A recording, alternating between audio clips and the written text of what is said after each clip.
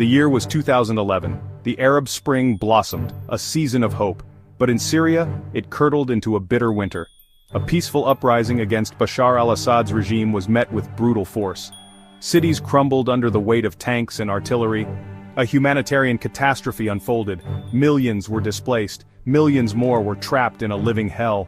The world watched in horror. The cries for help were met with inaction. The conflict escalated. Rebel groups fractured, some turning to radical ideologies. The vacuum was filled by those with their own agendas. Regional powers saw an opportunity to assert themselves. Global powers saw a chessboard on which to play. Syria was no longer just a country in turmoil.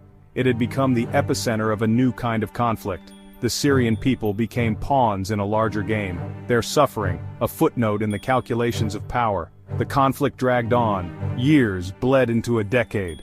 The world grew accustomed to the images of devastation. The world, it seemed, had moved on.